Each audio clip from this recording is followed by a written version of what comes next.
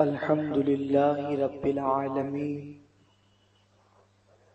والعاقبۃ للمتقین والصلاة والسلام علی سید الانبیاء والمرسلین وعلی آلہ واصحابہ الطیبین الطاہرین اما بعد فاعوذ باللہ من الشیطان الرجیم بسم اللہ الرحمن الرحیم یا ایہا الذین آمنوا ان تنصروا اللہ ینصرکم صدق اللہ العظیم۔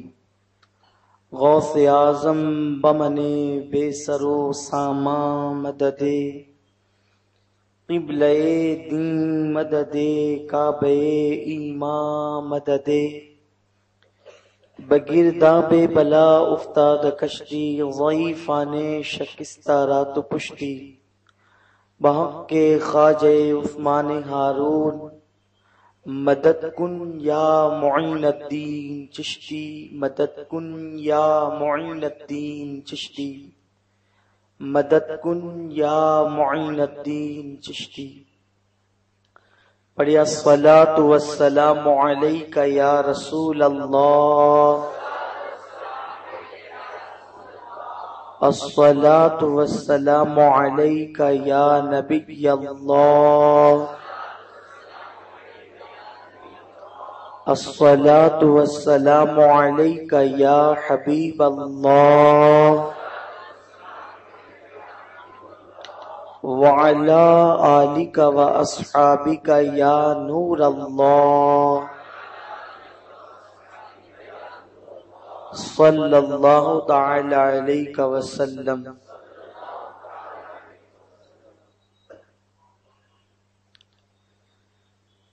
کام وہ لے لیجئے تم کو جو راضی کرے، کام وہ لے لیجئے تم کو جو راضی کرے، ٹھیک ہو نام رضا تم پہ کروڑوں درود۔ میرے پیارے آقا صلی اللہ تعالی علیہ وسلم کے پیارے دیوانوں، آیہ کریمہ کے جس حصے کی میں نے تلاوت کرنے کا شرف حاصل کیا ہے، رب قدیر اس کے سلسلے میں مجھے حق کہنے اور آپ تمامی حضرات کو حق سن کر اس پر عمل کرنے اور اسے عام کرنے کی توفیق عطا فرمائے۔ انسان جب مصیبت میں گرتا ہے تو اس کی یہ تمنا اور خواہش ہوتی ہے کہ کاش جلد از جلد اللہ رب العزت کی مدد آئے اور اللہ رب العزت کی مدد کی برکت سے ہماری پریشانی دور ہو جائے۔ مصیبتیں طرح طرح کی ہوا کرتی ہے، کبھی مصیبت روزی کے اعتبار سے ہوتی ہے، بظاہر کبھی مصیبت بیماری کے اعتبار سے ہوتی ہے، کبھی مصیبت گناہوں کی نحوست کے اعتبار سے ہوتی ہے، کبھی مصیبت تنگ دستی کے اعتبار سے ہوتی ہے، اور ہر مصیبت سے نجات صرف اور صرف اللہ رب العزت کی مدد پر موقوف ہوتی ہے۔ جب تک اللہ تبارک و تعالی کی مدد نہ آئے مصیبت دور نہیں ہو سکتی، تکلیف دور نہیں ہو سکتی۔ اگر ایک انسان مصیبت میں ہو تو ایک انسان کے مصیبت میں مبتلا ہو جانے سے کئی انسان متاثر ہوتے ہوئے نظر آتے ہیں۔ جیسے مثال کے طور پر اگر کوئی ایک انسان سماج کا بیمار پڑ گیا تو ایک انسان کی بیماری کی وجہ سے کئی لوگ پریشان ہوتے ہیں، کئی لوگ مضطرب ہوتے ہیں، کئی لوگ بے قرار ہوتے ہیں۔ پتہ چلا اگر دنیا کا ایک انسان مصیبت میں مبتلا ہو جائے تو کئی ایک خاندان متاثر ہوتے ہیں، کئی ایک افراد متاثر ہوتے ہیں، اور اگر جہاں پر پوری قوم مصیبت میں گرفتار ہو جائے، جہاں پر پوری قوم بلاؤں میں گھر جائے، اس قوم کے اضطراب کا اندازہ کون لگا سکتا ہے؟ اس قوم کی تکلیف کا اندازہ کون لگا سکتا ہے؟ میرے پیارے آقا صلی اللہ تعالی علیہ وسلم کے پیارے دیوانوں، آج پوری دنیا کے اندر اگر ہم قوم مسلم کا جائزہ لیں تو پتہ چلتا ہے قوم مسلم کا کوئی ایسا گھر نہیں جو درد اور کرب کا شکار نہ ہو، جو تکلیف اور مصیبت کا شکار نہ ہو۔ میرے پیارے آقا صلی اللہ علیہ وسلم کے پیارے دیوانوں، آپ کو معلوم ہے اللہ اکبر، مسلمانوں کے لیے باضابطہ طور پر جیلیں بنائی جا رہی ہے اور بنائی جا چکی ہے۔ بعض جیلیں زمین کے اوپر ایسی ہے، بعض قید خانے زمین کے اوپر ایسے ہیں جو صرف مسلم قیدیوں کے لیے بنائے گئے ہیں کہ کسی طرح سے مسلمان یہاں قیدی بن کر کے آئے اور انہیں سخت سے سخت سزا دی جائے۔ امریکہ کے اندر ایک جیل ہے میرے پیارے آقا صلی اللہ علیہ وسلم کے پیارے دیوانوں، جہاں باضابطہ طور پر مسلم نوجوانوں کو قید کر کے رکھا جاتا ہے اور ان کو سزا کیا دی جاتی ہے؟ جسمانی سزا تو جسمانی سزا ہے، انہیں قلبی طور پر سزا دی جاتی ہے۔ ایک انگریزی اخبار نے اس کی رپورٹ کو بڑے درد کے ساتھ شائع کیا تھا، جو میں اپنے انداز میں اس کو پیش کروں۔ میرے پیارے آقا صلی اللہ علیہ وسلم کے پیارے دیوانوں، امریکہ کی سرزمین پر جو جیل مسلمانوں کے لیے بنائی گئی ہے، اس میں جن لوگوں کو قید کیا جاتا ہے، دو مسلمانوں کو مکمل طور پر برہنہ کر دیا جاتا ہے اور ان کے لباس کو اتار لیا جاتا ہے اور ان کو سزا اس طور پر دی جاتی ہے کہ وہ ایک دوسرے کے ساتھ بدفعلی کریں، ایک دوسرے کے ساتھ برائی کریں۔ میرے پیارے آقا صلی اللہ علیہ وسلم کے پیارے دیوانوں، اتنا ہی نہیں بلکہ ان کے اعضائے مخصوص کو جو ہے اللہ اکبر ہتھیاروں کے ذریعے سے یا کسی ذرائع سے چیرا جاتا ہے، کاٹا جاتا ہے اور اس کے اندر مرچ اور نمک ڈال کر کے اسے سوئی سے سیا جاتا ہے۔ یہ ایسا بھیانک اور ایسا بھیانک انداز ہے سزا کا کہ جس سے انسان کی روح بھی کانپتی ہے اور کلیجہ منہ کو آتا ہے۔ ایسے وقت کے اندر قوم مسلم کی نگاہیں بار بار آسمان کی طرف اٹھتی ہے، اس لیے کہ اگر ہم چین و سکون کی سانس لے رہے ہیں تو ہمیں اسی پر خوش نہیں ہو جانا چاہیے۔ اگر پوری قوم پریشان ہو اور پوری قوم پریشان ہونے کے بعد قوم کے چند افراد سکون و اطمینان کی سانس لے رہے ہوں تو انہیں خوش ہونے کا کوئی حق نہیں ہے، اس لیے کہ میرے آقا نے فرمایا پوری امت ایک جسم کی طرح ہے اور جسم کے کسی ایک حصے کو تکلیف پہنچتی ہے، دوسرا حصے کو بے چین ہونا چاہیے، دوسرے حصے کو بے قرار ہونا چاہیے۔ جسم کا دوسرا حصہ ایک حصے کے درد پر اس وقت تک تڑپتا ہے جب تک کہ اس کو فالج نہ ہو جائے یا اس میں سے جان نہ نکل جائے، جب تک کہ جان جسم میں رہتی ہے۔ اگر آنکھ کو تکلیف ہے تو ہاتھ بے چین ہے، دل بے قرار ہے، دماغ سوچ رہا ہے۔ میرے پیارے آقا صلی اللہ علیہ وسلم کے پیارے دیوانوں، مسلمان نوجوانوں کے ساتھ اس طریقے سے بھیانک سلوک کیا جا رہا ہے اور یہ تو اتنی بات ہے جو ہم تک اخبارات کے ذریعے سے پہنچی ہے، ورنہ حقیقت تو یہ ہے اس کالی کوٹری میں قوم مسلم کے ساتھ جو سلوک ہوتا ہے وہ بیان سے باہر ہے، اس کو بیان ہی نہیں کیا جا سکتا۔ میرے پیارے آقا صلی اللہ علیہ وسلم کے پیارے دیوانوں، ایسے میں ایک مسلمان کی نگاہیں آسمان کی طرف اٹھتی ہے، اے اللہ تیری مدد کب آئے گی، رب کی مدد کب آئے گی تاکہ قید خانوں سے مسلمانوں کو نکالا جا سکے، معیشی بحران سے، معاشی بحران سے قوم مسلم کو نکال کر کے عزت اور ترقی کی راہ کا مسافر بنایا جا سکے۔ میرے کریم تیری طرف سے مدد کب آئے گی کہ قوم مسلم کا تعلیمی معیار چماروں سے زیادہ گرتا جا رہا ہے؟ اس قوم کو اٹھانے کے لیے مدد کی تو ضرورت ہے، امداد کی تو ضرورت ہے۔ ایک انسان کی نگاہیں جب بار بار آسمان کی طرف اٹھتی ہے، اللہ کی مدد کب آئے گی، اللہ کی مدد کب آئے گی، اللہ کی مدد کب آئے گی؟ بلکہ وہ لوگ جو دوسروں کی مصیبتوں پر غمگین نہیں ہوتے، کم از کم جب وہ مصیبت میں گرفتار ہوتے ہیں، کم از کم جب وہ تکلیف میں گرفتار ہوتے ہیں تو وہ تو یہی سوچتے ہیں اللہ کی مدد آئے تاکہ مصیبت سے نجات مل جائے، اللہ کی مدد آئے تاکہ پریشانی سے چھٹکارا مل جائے۔ میرے پیارے آقا صلی اللہ علیہ وسلم کے پیارے دیوانوں، جب انسان اپنے نجی معاملات میں بھی رب کی مدد کا متلاشی ہوتا ہے، اللہ کی مدد کو تلاش کرتا ہے، تو قرآن اسے جھنجھوڑ جھنجھوڑ کر کہتا ہے رب کی مدد یوں ہی نہیں آئے گی، اللہ کی مدد یوں ہی نازل نہیں ہوگی. اللہ کی مدد کے نزول کے لیے ایک کنڈیشن رکھی گئی ہے. جب تک کہ تم اس کنڈیشن کو پورا نہیں کرو گے, جب تک تم اس شرط کو پورا نہیں کرو گے, اللہ کی مدد نہیں آنے والی. اسی طرح سے بے چین رہو گے, بے اطمینان رہو گے, مضطرب رہو گے, تکلیف کا شکار رہو گے, ستم رسیدہ رہو گے. میرے پیارے آقا صلی اللہ علیہ وسلم کے پیارے دیوانوں, جب تک کہ اس شرط کو پورا نہ کیا جائے رب کی مدد نہیں آ سکتی. وہ شرط کیا ہے؟ قرآن کہتا ہے ان تنصروا اللہ ینصرکم, تم اللہ کے دین کی مدد کرو گے تو اللہ تمہاری مدد فرمائے گا.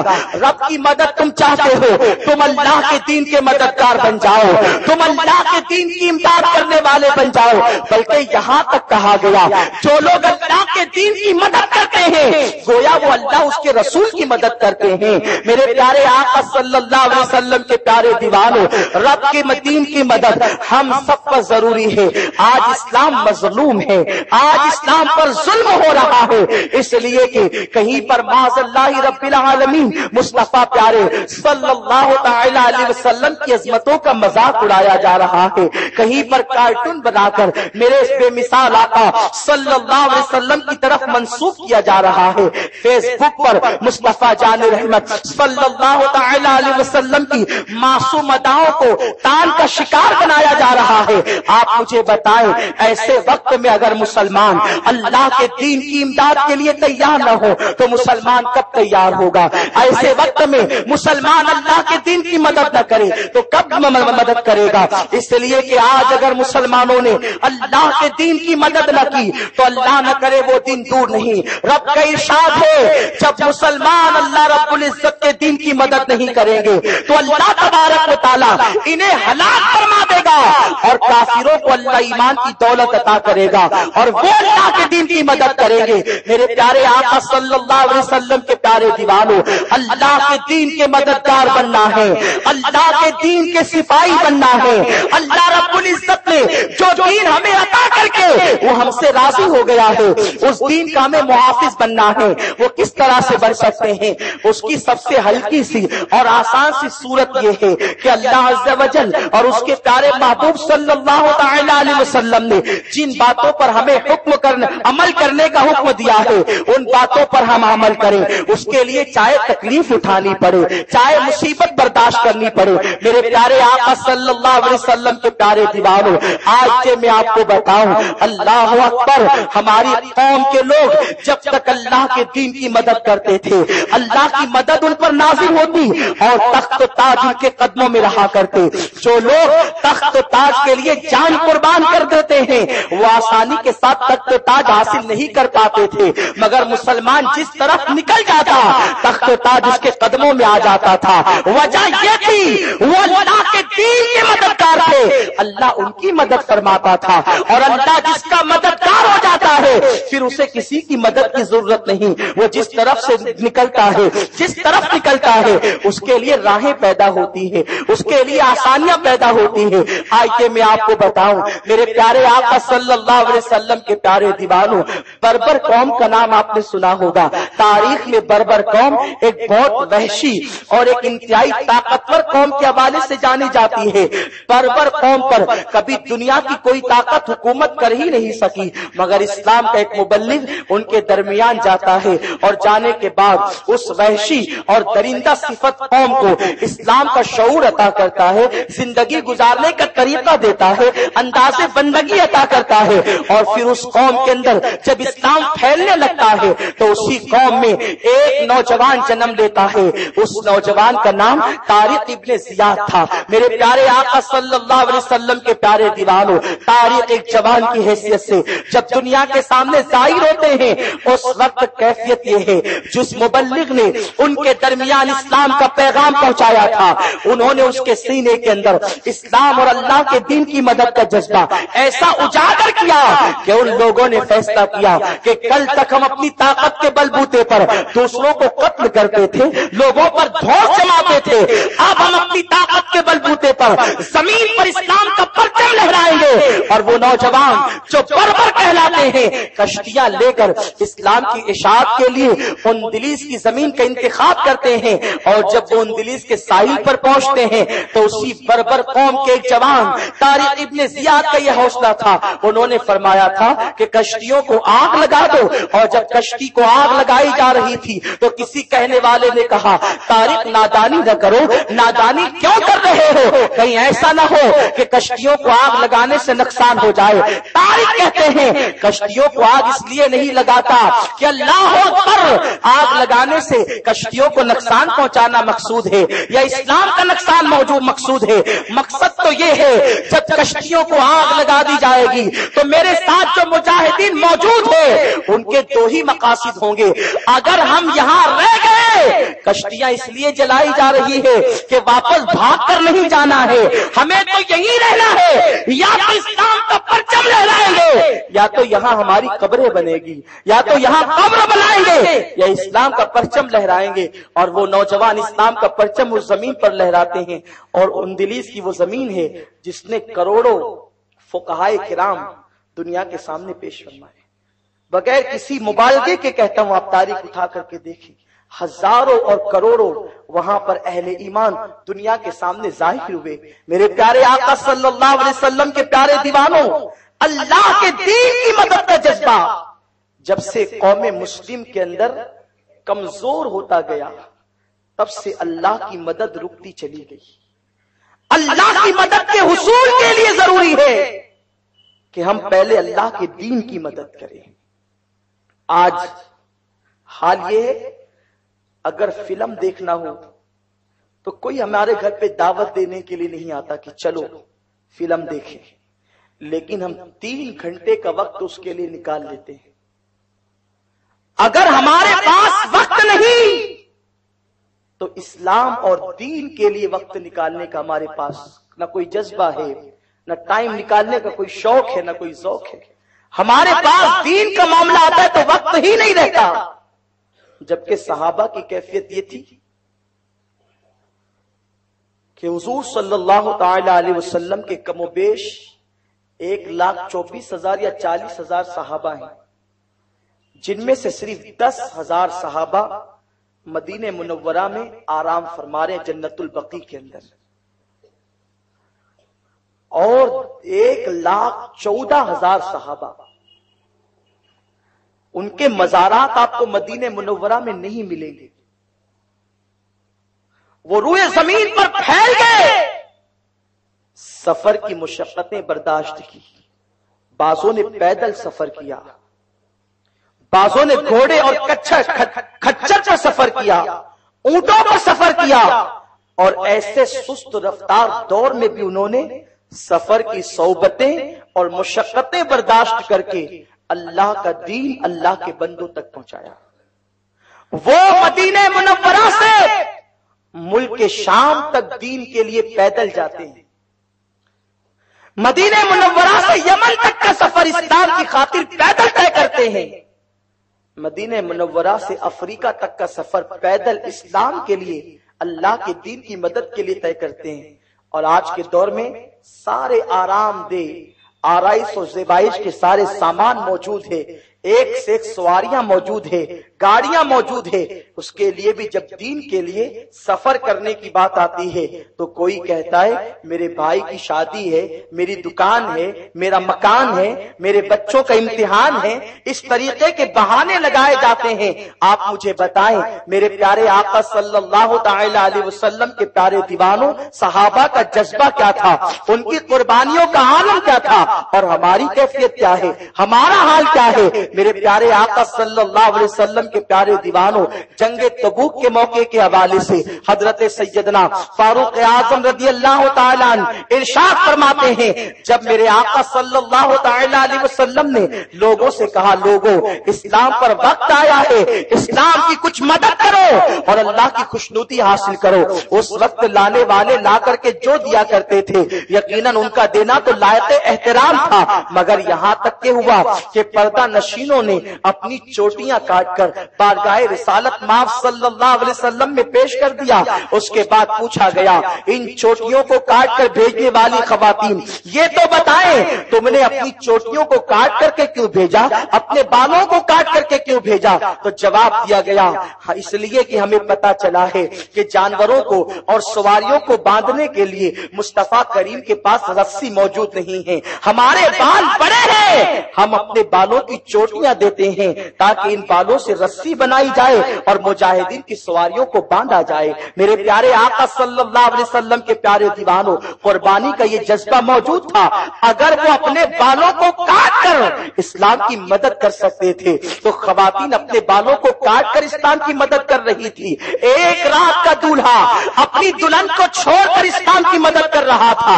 नन्हे नन्हे बच्चे अपने बचपने को कुर्बान करके इस्लाम की इमदाद करते नजर आ रहे थे। और करबला की धरती पर मेरे इमाम हुसैन रज़ियल्लाहु ताला अन्हु ने 18 साल का बेटा कुर्बान किया दीन की मदद के लिए। 21 साल का जवान भतीजा कुर्बान किया दीन की मदद के लिए। 6 महीने का नन्हा अली असगर कुर्बान किया दीन की मदद के लिए। आखिर में अपना भी सर कटा दिया दीन की इमदाद के लिए। मुझे बताओ मुसलमानों, हमारे पास क्या है, क्या जज्बा लेकर हम जीते हैं? अल्लाह अकबर। अगर कोई दोस्त कुर्बानी मांगे, हम दोस्त के लिए कुर्बानी दे सकते हैं। अगर कोई साथी कुर्बानी मांगे, साथी के लिए कुर्बानी दे सकते हैं। मगर जब अल्लाह के दीन की बात आती है तो हम बगले झांकने लगते हैं, हम इधर उधर देखने लगते हैं। मेरे प्यारे आका सल्लल्लाहु अलैहि वसल्लम के प्यारे दीवानों, जो कौम अल्लाह के दीन को मजलूम बना दे, जो कौम अल्लाह के दीन पर जुल्म करे,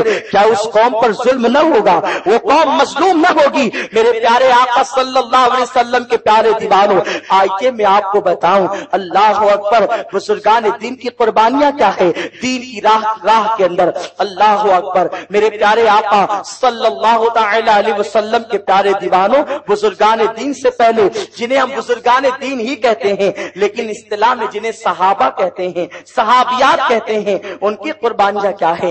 एक खातून है जिनका नाम जनाबे सुमैया है। जनाबे सुमैया रज़ियल्लाहु ताला अन्हा जब अपने खानदान वालों के साथ इस्लाम का कलमा पढ़ती है, इस्लाम का कलमा पढ़ने के बाद अबू जहल आता है और आने के बाद कहता है, सुमैया मैंने सुना है कि तुमने इस्लाम का कलमा पढ़ लिया है, तुमने मोहम्मद का कलमा पढ़ लिया है। अबू जहल से जनाबे सुमैया कहती है, हाँ हाँ मैंने इस्लाम का कलमा पढ़ा है, मैंने मोहम्मद रसूलुल्लाह सल्लल्लाहु अलैहि वसल्लम का दामन थाम लिया है।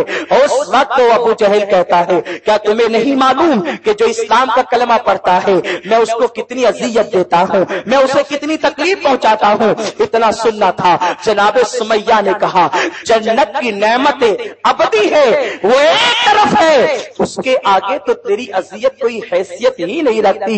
हजरत सुमैया को वरगलाने की कोशिश की गई, मगर जनाबे सुमैया इस्तिकामत का मुजाहरा करती है। आखिरकार अबू जहल जनाबे सुमैया के वजूदे नास पर कोड़े बरसवाता है, और जब कोड़े पड़ते हैं जनाबे सुमैया बेहोश हो जाती है। और उसके बाद भी जनाबे सुमैया रज़ियल्लाहु ताला अन्हा इस्लाम छोड़ने के लिए तैयार नहीं होती। और फिर उसके बाद ये होता है कि 2 ऊंट मंगवाए जाते हैं, और ऊंट मंगवाने के बाद एक ऊंट के पैर से जनाबे सुमैया का एक पैर बांधा जाता है, और दूसरे ऊंट के पैर से जनाबे सुमैया का दूसरा पैर बांधा जाता है, और दोनों ऊंटों को मुखालिफ सिमतों में दौड़ा दिया जाता है। जनाबे सुमैया उस वक्त भी मुस्तफा जाने रहमत का कलमा पढ़ती नजर आती है, इस्लाम की अजमतों पर कुर्बान होती नजर आती है। ये सबसे पहली औरत है जिसने अल्लाह की राह में जामे शहादत नोश किया है।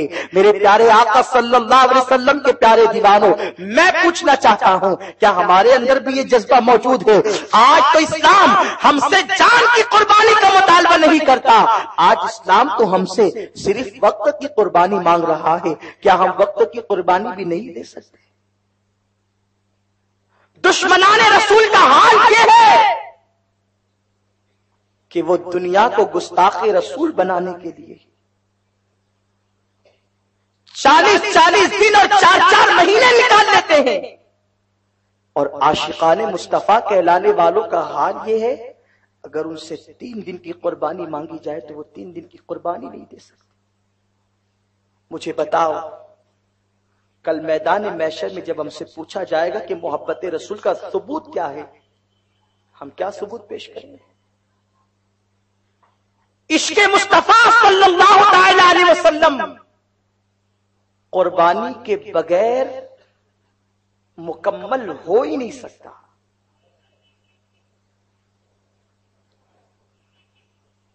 جب تک کہ قربانی نہ دو گے عشق مصطفیٰ کی لذت حاصل نہیں کر سکتے، اور جس دن قربانی دے کر عشق کی لذت مل گئی، خدا کی قسم پھر کچھ اچھا ہی نہیں لگے گا، اسی میں مزہ آئے گا۔ حضرت سیدنا محبوب الہی خواجہ نظام الدین اولیاء رحمت اللہ تعالی علیہ کا بچپنا تھا۔ مدرسے سے گھر لوٹ رہے تھے، آواز آئی نظام عاشق بنو گے یا محبوب بنو گے؟ ایک سوال تھا عجیب، اور ننھے سے ذہن میں اس کی کوئی گنجائش نہیں تھی۔ گھر گئے، ماں سے کہا ماں میں مدرسے آتا جاتا ہوں تو مجھ سے پوچھا جاتا ہے عاشق بنو گے کہ محبوب بنو گے؟ ماں کیا جواب دوں؟ ماں نے کہا بیٹے یہ جواب کوئی معمولی جواب نہیں ہوگا، اگر جواب دینا ہے تو ہمارے گھر کے کونے پر، گلی کے کونے پر، نکڑ پر ایک دیوانہ، ایک مجذوب بیٹھتا ہے، بیٹا جا اسی سے پوچھ کہ جواب کیا دینا ہے۔ محبوب الہی ننھے سے بچے تھے، بدایوں شریف کی سرزمین تھی، وہاں پر آپ کا بچپنا گزر رہا تھا۔ گلی کے کونے پر گئے، ایک دیوانے مجذوب کو بیٹھا ہوا دیکھا، پوچھا بابا مجھ سے پوچھا جاتا ہے کہ محبوب بنو گے یا عاشق بنو گے، میں کیا جواب دوں بابا؟ انہوں نے فرمایا بیٹے شہزادے کل آنا، میں تمہارے سوال کا جواب بن جاؤں گا۔ اس کے بعد محبوب الہی کو کل کا انتظار تھا، جب کل وہاں پہنچے تو وہ بزرگ وہاں موجود ہی نہیں تھے۔ اس کے بعد کہا کیا اللہ والے کہلانے والے بھی جھوٹ بولتے ہیں؟ یہ ذہن میں خیال آنا تھا۔ نوجوانوں نے پوچھا شہزادے کس کی تلاش کر رہے ہو؟ تلاش کس کی ہے؟ تو کہا کہ یہاں پر ایک دیوانہ بیٹھتا تھا، ایک مجذوب بیٹھتے تھے، انہی کو ڈھونڈ رہا ہوں۔ ارے کل رات تو ان کا انتقال ہو گیا اور لوگ انہیں اٹھا لے جا کر کے جنگل میں پھینک آئے ہیں، آپ کیا مجھے لے چل سکتے ہیں؟ بالکل لے چل سکتے ہیں۔ اور اس کے بعد وہ نوجوان بابا نظام کو وہاں لے کر گئے تو بابا نظام نے اپنی ننھی آنکھوں سے ایک بھیانک منظر دیکھا جس سے دل کی دھڑکنیں تیز ہو گئی، پیروں کے نیچے سے زمین کھسک گئی۔ کیفیت یہ ہے بلیاں ان کے جسم کو نوچ رہی ہے، کتے ان کے جسم کو نوچ رہے ہیں، کوے اور چیل ان کے جسم کو کھا رہے ہیں، اور ان کے لبوں پر مسکراہٹ ہے۔ ننھا سا کلیجہ تھرا گیا۔ بابا نظام نے کہا حضور آپ نے تو کہا تھا کہ میں تیرا جواب بن جاؤں گا۔ کہا ہاں بیٹے میں تیرا جواب تو بن گیا، میں عاشق بنا تھا، میرا یہ انجام ہوا ہے، اور عاشقوں کا یہی انجام ہوتا ہے۔ اگر اس منزل سے گزرنے کی ہمت ہے تو عاشق بن جا، ورنہ محبوب بننے میں بھلائی ہے۔ میرے پیارے آقا صلی اللہ علیہ وسلم کے پیارے دیوانوں عاشق رسول بنے ہو، گوشت تو نچوانے کی ہمت نہیں ہے۔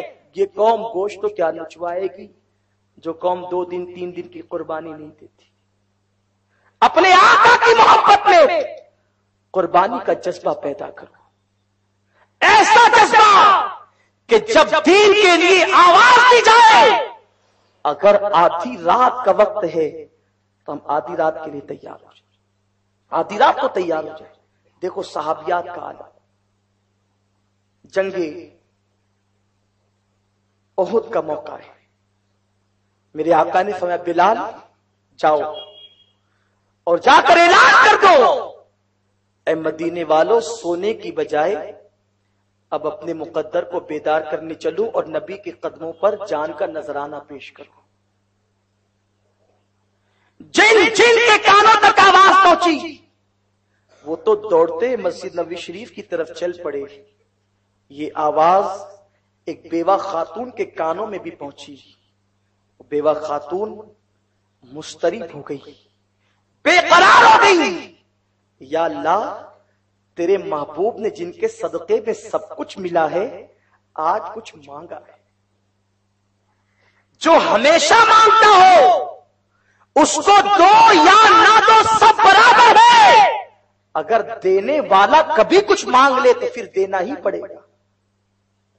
جو رسول قاسم نعمت ہو، جو رسول مالک جنت ہو، ہر نعمت جس کے صدقے میں ملی ہے، آج اس رسول نے کچھ مانگا ہے، جان کی قربانیوں کا نذرانہ مانگا ہے. میرے پاس کوئی جوان بیٹا نہیں تھا کہ میں رسول کی بارگاہ میں پیش کر دوں اور اسی احساس میں اس کی آنکھ سے آنسو نکلنے لگے، روتے روتے ہچکیاں بن گئی. پاس میں ننھا سا بچہ جس کی عمر 6 یا 7 سال کی ہوگی سو رہا تھا. ماں کے رونے کی آواز سن کر کے بیدار ہو گیا. کہا ماں کیوں رو رہی ہو؟ ماں نے کہا بیٹے تو میرے درد کو سمجھنے کی استطاعت نہیں رکھتا، تو میرے درد کو نہیں سمجھ سکتا. کہا نہیں ماں مجھے بتاؤ تم کیوں رو رہی ہو؟ کیا تمہیں بھائی کی یاد آ رہی ہے؟ کیا تمہیں ابا کی یاد آ رہی ہے؟ پھر تم کیوں رو رہی ہو؟ اللہ اکبر. ماں نے کہا بیٹا میرا درد یہ نہیں ہے، تو میرے درد کو نہیں سمجھ سکتا. ماں نے کہا بیٹے سو جا. اتنے میں بچے نے کہا ماں یہ کیسے ہو سکتا ہے کہ میری ماں راتوں کی تنہائیوں میں روتی رہے اور میں اطمینان سے سوتا رہوں؟ نہیں ماں میں نہیں سو سکتا جب تک کہ تم مجھے یہ نہ بتاؤ کہ تمہارے رونے کی وجہ کیا ہے اور میں تمہارے آنسوؤں کو دور نہ کر دوں، اس وقت تک میں نہیں سو سکتا. ماں نے کہا بیٹا ابھی بلال کی آواز میرے کانوں میں آئی، ہمیشہ عطا کرنے والے رسول نے آج جانوں کا نذرانہ مانگا ہے، آقا مانگ رہے ہیں، میرے سرکار کی مانگ تو پوری کرنا ہی ہوگی. اگر جوان بیٹا ہوتا تو شہادت کا دولہا بنا کر بھیج دیتی، اگر تیرے ابا ہوتے انہیں شہادت کا دولہا بنا کر بھیج دیتی. بیٹا نہ تیرے والد ہیں نہ تیرا بھائی ہے، میرے پاس کوئی جوان جان نہیں تاکہ میں اپنے آقا کے قدموں پہ قربان کر دوں. اللہ اکبر. جیسے ماں نے یہ جملہ کہا بیٹے نے کہا ماں اگر تیرے پاس جوان قربانی نہیں تو ننھی قربانی تو میری شکل میں موجود ہے نا ماں، مجھے تو تم پیش کر سکتی ہو. ماں نے جب یہ جملہ سنا ماں کا اضطراب دور ہو گیا. صبح کا انتظار ہونے لگا. جیسے صبح نمودار ہوئی ماں نے ننھے سے بچے کی انگلی پکڑی اور اس کے بعد اسے اپنی انگلی پکڑانے کے بعد مسجد نبوی شریف کی طرف روانہ ہو گئی. مسجد کے دروازے پر پہنچی تو عجیب منظر تھا. قربان جائیں وہ کیسے عظیم لوگ تھے جن کے بارے میں اللہ تبارک و تعالیٰ نے بیان فرمایا ہے کہ اللہ اکبر وہ اللہ کی راہ میں قتل بھی ہوتے ہیں اور قتل بھی کرتے ہیں، جان بھی دیتے ہیں جان بھی لیتے ہیں. اپنا اساسہ حیات اپنا سرمایہ حیات اللہ کی راہ میں جو داؤ پر لگا دیتے ہیں اور ان کی جانیں ہیں پھر اللہ نے انہیں جنت کے بدلے خرید لیا ہے. میرے پیارے آقا صلی اللہ علیہ وسلم کے پیارے دیوانوں، جب ماں نے اپنے بچے کو مسجد نبوی کے دروازے پر لے کے کھڑا کیا تو مجاہدین بڑھ بڑھ کر اپنے آقا کی بارگاہ میں جان کے نذرانہ پیش کرنے کی باتیں کر رہے تھے. مصطفیٰ جان رحمت کی بارگاہ میں ان کے قدموں پر جانثاری کے وعدے کر رہے تھے، عہد و پیمان ہو رہے تھے. میرے سرکار کی نگاہیں نبوت دروازے کی طرف اٹھتی ہے اور آقا فرماتے بلال ذرا دیکھو تو صحیح یہ خاتون کیوں آئی ہے. اللہ اکبر. بلال پہنچے تو اس خاتون نے کہا بلال اتنی جلدی بھول گئے، تم ہی تو اعلان کر رہے تھے کہ آقا نے کچھ نذرانہ مانگا ہے، میں بھی نظر لے کر کے آئی ہوں، اتنا سننا تھا. میرے سرکار تشریف لاتے ہیں. وہ خاتون کہتی آقا سب کی جوان قربانی قبول کر رہے ہیں، میری ننھی سی قربانی کو قبول فرما لیں. اللہ اکبر. آقا ارشاد فرماتے ہیں اے خاتون تیری نیت اچھی ہے، اللہ تجھے ثواب عطا فرمائے گا، تو جا اس کی پرورش کر، اللہ تجھے اجر دے گا. جب یہ جوان ہوگا تو پھر لانا. ابھی نہ یہ تلوار اٹھا سکتا ہے، نہ نیزہ اٹھا سکتا ہے، نہ جنگ کے گرد و غبار کو یہ برداشت کر سکتا ہے، یہ کچھ نہیں کر سکتا، اسے لے جا. وہ بچہ کبھی ماں کا چہرہ دیکھتا کبھی آقا کا رخ روشن دیکھتا. اتنے میں اس بچے نے کہا آقا اب تک تو یہی سنا ہے کہ آپ کے در پر آنے والا سوالی کبھی خالی ہاتھ نہیں جاتا، سرکار مجھے خالی کیوں لوٹایا جا رہا ہے؟ میرے آقا یہ بات سچ ہے کہ نہ میں تلوار اٹھا سکتا ہوں نہ میں نیزہ سنبھال سکتا ہوں. میرے آقا اگر آپ کا کوئی جانثار زخمی ہو جائے تو میں اسے پانی تو پلا سکتا ہوں، یہ کام تو میں کر سکتا ہوں، حضور میں کسی کے لیے ڈھال تو بن سکتا ہوں، کسی کو تیر اٹھا کر تو دے سکتا ہوں۔ آقا مجھے آپ اپنے در سے خالی نہ بھیجیں۔ میں آپ سے پوچھنا چاہتا ہوں، یہ جذبات بچے کے دل میں بھر دیا گیا تھا، بچوں کے خون کے ایک ایک قطرے میں نس نس میں یہ جذبہ تھا کہ ہر چیز اپنے نبی کے قدموں پہ قربان کر دو، جب بھی دین آواز دے لبیک کہتے ہوئے دوڑ جاؤ۔ جب تک کہ مسلمانوں کا یہ جذبہ تھا، اس وقت تک مسلمان معیشت کا معاملہ ہے تو کامیاب تھا، معاش کا معاملہ ہے تو کامیاب تھا، تہذیب کا معاملہ ہے تو کامیاب تھا، تمدن کا معاملہ ہے تو کامیاب تھا۔ اس کے پیر میں کانٹا چبھتا اور اللہ کی مدد آ جایا کرتی تھی، اللہ کی رحمتیں بلائے لیتے ہوئے نازل ہو جایا کرتی تھی۔ مسلمانوں کا جب تک یہ حال رہا، مسلمان ہر مقام پر کامیاب رہا، اور جب سے حال یہ ہوا اپنا اپنا دیکھو، جو دل میں آئے وہ کرو، پھر پڑے رہ گئے، اللہ کی رحمتیں روٹھ گئی۔ آج رحمتیں آتی نظر نہیں آتی، رحمتوں کا نزول ہوتا ہوا نظر نہیں آتا، ورنہ اللہ اکبر کیا جذبات ہے، کیا عرض کروں، کیا قربانیاں دی گئی۔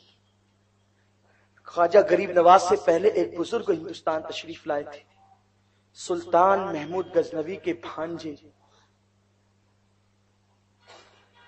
حضرت شاہ عبد الرحمان غازی جن کا نام ہے۔ ودربھ کی سرزمین پر ان کا آستانہ ہے۔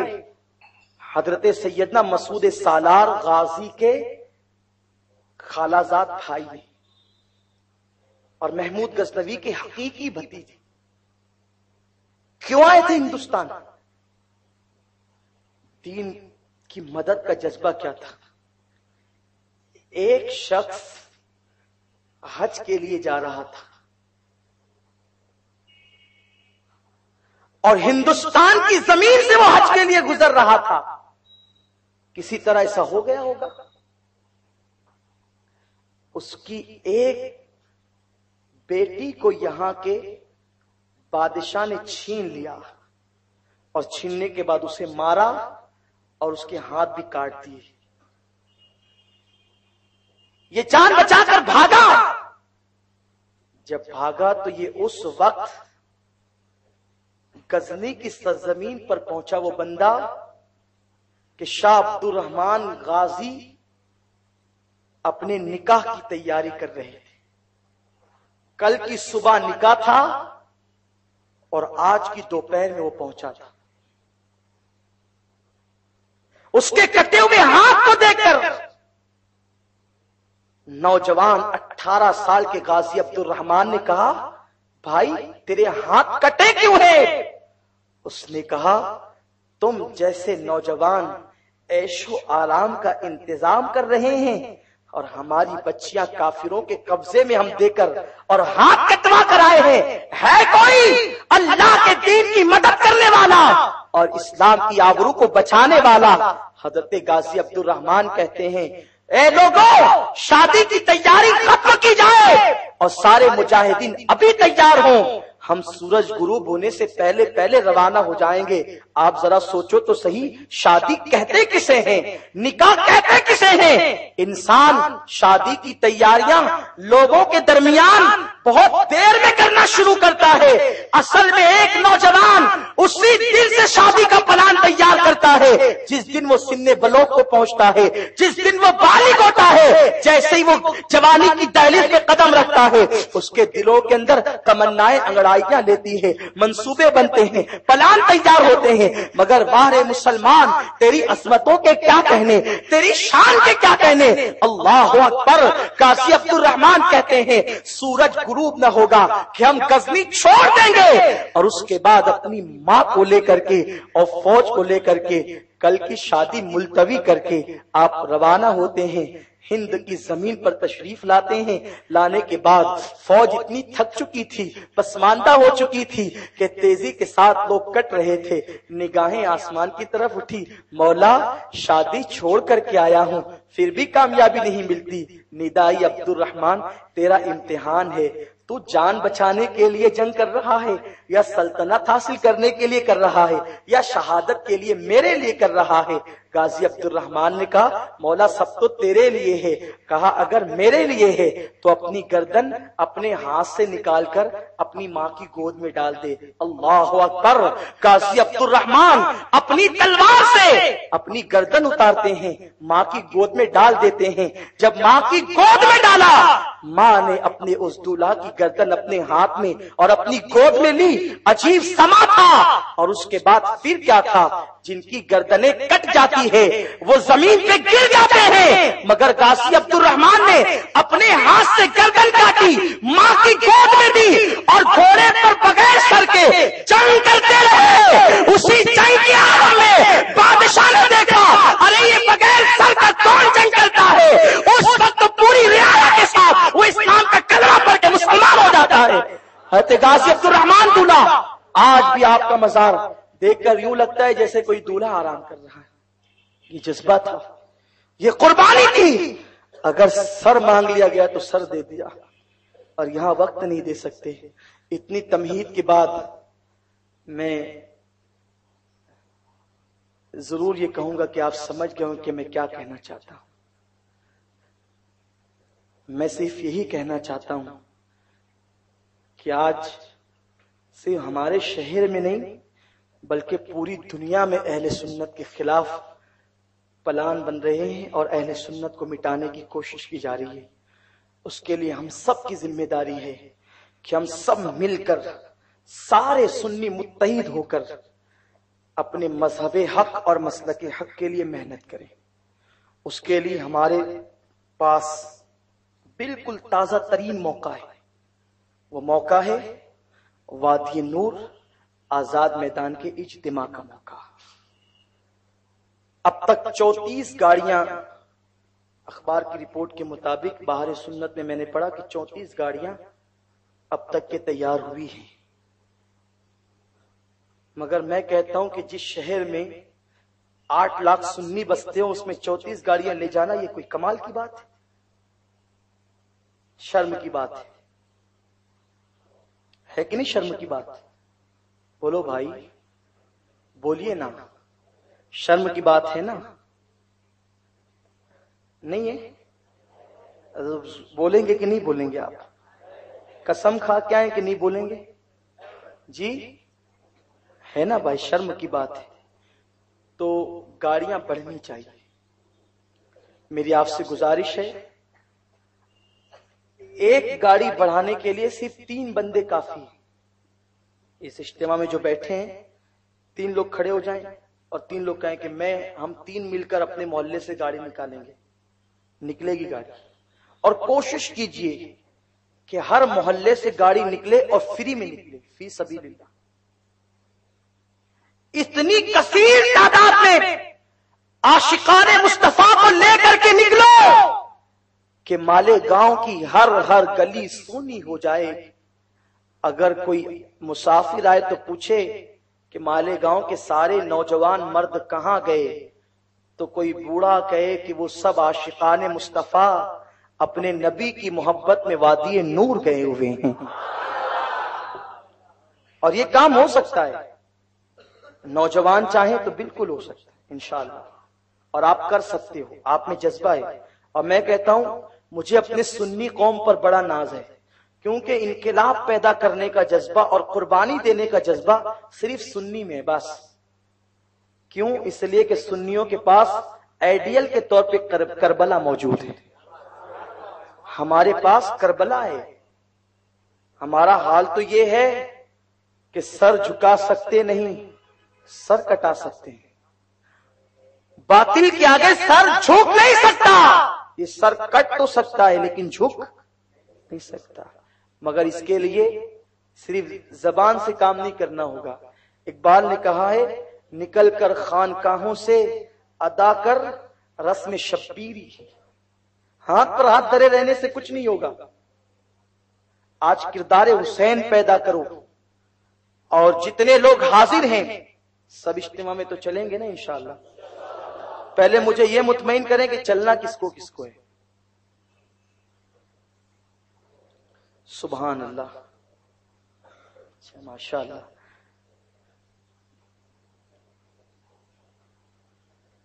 اللہ آپ سب کو برکت عطا فرمائے. آپ نے ہاتھ اٹھایا، اللہ تعالیٰ اٹھے ہوئے ہاتھوں کی لاج رکھے.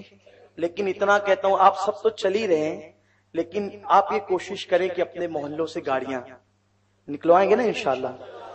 اب آپ جب یہاں سے جائیں گے تو کل سے آپ ایک سرگرمی دیکھیے. آپ ایک کام کریں، 22 گھنٹہ آپ اپنا کام کریں.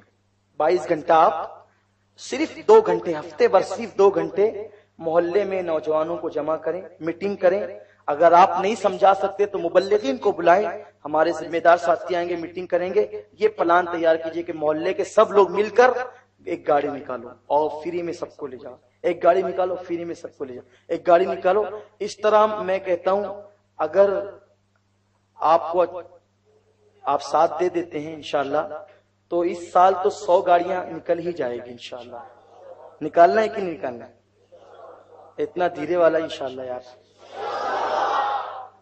میں سوچتا ہوں کبھی کبھی، یا اللہ ہم لوگ کربلا میں ہوتے تو کیا کرتے، کیا کرتے. بہرحال جو جیسا رہتا ہے اس کو ویسے ساتھی ملتے ہیں. ہم جس لائق تھے اس زمانے میں پیدا کیے گئے. بہرحال ہوتے تو اچھا ہوتا. یہ نامرادی کے دن مقدر میں لکھے ہوئے تھے، اس لیے اس زمانے میں پیدا ہوئے. لیکن بہرحال میری آپ سے گزارش یہ ہے کہ آپ سب اپنے 2 گھنٹے کی قربانی روز دے کر، ابھی ہمارے پاس پورے 8 دن ہے انشاءاللہ. آج 8 دن اسی وقت عاشقان رسول کا قافلہ روانہ ہوگا انشاءاللہ. سرکار کے غلام جائیں گے. اور آپ نے دیکھا کہ جس وقت عملنیر میں اجتماع تھا، تمام سنیوں نے کوشش کی. کتنی 112 گاڑیاں گئی تھی. 112 گاڑیاں عملنیر کے لیے نکل سکتی ہے تو بمبئی کے لیے تو 100 نکل سکتی ہیں. لیکن کوشش ہم نے کرنی. اگر کوشش کر لیتے ہیں تو انشاءاللہ کامیاب ہوں گے. اور آپ کو بتاؤں اس کا اجر کیا ہے. جو ایک قدم اللہ کی راہ میں چلتا ہے، اللہ اسے 1 سال کی عبادت کا ثواب عطا فرماتا ہے.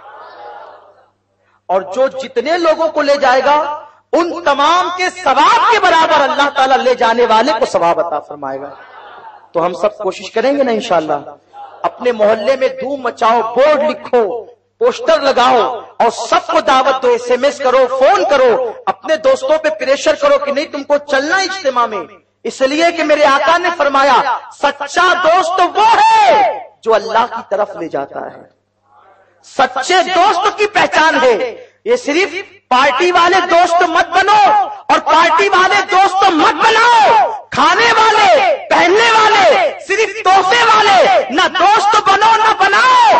اگر دوست بنو تو اللہ سے ملنے والے اور رسول سے ملانے والے بناؤ. اگر ایسے دوست بنے تو آپ کا جینا بھی کامیاب ہے اور آپ کا مرنا بھی کامیاب ہے. اور وہ دن دور نہیں کہ انشاءاللہ اگر ہم سب مل کر کوشش کریں گے تو اس زمین پر وہ انقلاب پیدا ہوگا. اور وہ دن آئے گا جو زمانہ مولانا اسحاق کے دور کا زمانہ تھا، پھر وہی زمانہ ہوگا. ہر گھر سے آواز آئے گی الصلاۃ والسلام علیک یا رسول اللہ. ہر گھر سے آواز آئے گی مصطفیٰ جان رحمت پہ لاکھوں سلام. ہر گھر سے آواز آئے گی اے شہین شاہ مدینہ الصلاۃ والسلام. تو میں امید کرتا ہوں ہمارے جوان محنت کریں گے انشاءاللہ. اللہ کے دین کی مدد کے لیے سب محنت کریں گے انشاءاللہ. گاڑیاں نکلوائیں گے انشاءاللہ. دوستوں کو دعوت دیں گے انشاءاللہ.